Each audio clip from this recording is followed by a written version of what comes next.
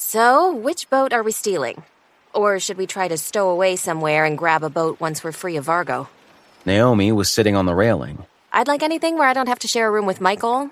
He snores. Every boat and cart will be inspected once they discover Serena is missing. We'll have to steal one. Opening the gate will be the bigger issue. Chloe pointed toward a building on the cliff face, barely visible. It's controlled by the guardhouse. And I don't know how we'll get something up there and back without missing our chance to escape. Or leaving them behind. The landing might be rough, but assuming the wind isn't too strong, I can probably jump to the boat. How many guards are usually stationed there? Half a dozen, maybe more. Hard to know until you get there. Will you need help? Doubtful. I just have to get past them and push a button, right? I can do that. Naomi stretched her arms back. I haven't flown in a while. I wonder if I'll touch the clouds.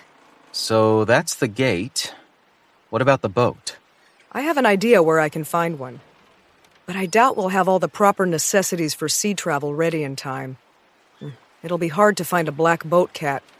But if I'm captain, I can't have a Ginger or Tabby. They clash with my stars.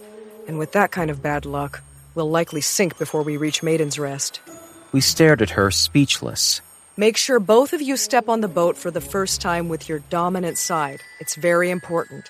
She raised a finger. And never snap your fingers or say, "I'll see you when I get back," to anyone before we depart. More bad luck. She looked us up and down. Good thing neither of you are natural blondes, or we'd have to bathe you in whale's blood before departure.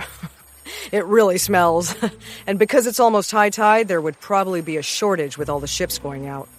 I turned to Naomi as Chloe kept muttering, blissfully ignorant we were even there. Did you know? How was I supposed to? Who thinks someone is that superstitious? I guess everyone has a character flaw. Why couldn't it be biting her toenails or something? I shrugged. Then there's Serena. Chloe snapped back to reality as I looked toward the palace. Is she still being kept in her room? They've moved her to the inner sanctum. One of the noble siblings is guarding her. We'll have to take them out to get her. I'll handle that. It's about time I showed Jay and Angelo that they've been underestimating me anyway. Both my lovely companions tilted their heads at me, as if mentally deciding who was going to pinch me and wake me from my delusional dream. Michael, it's one of the noble siblings. You'll need Chloe's help. We're about to be chased across the sea by 2 mercenary companies. If I can't take out a single mercenary by myself, then none of this has any chance of succeeding. Believe it or not, I have to do this. Do you have a plan? Because your ability to nullify magic is useful, but it's not guaranteed that they'll have chosen the Fabricator, especially if they foresee you coming for her. Besides guns, are you good with any other weapon?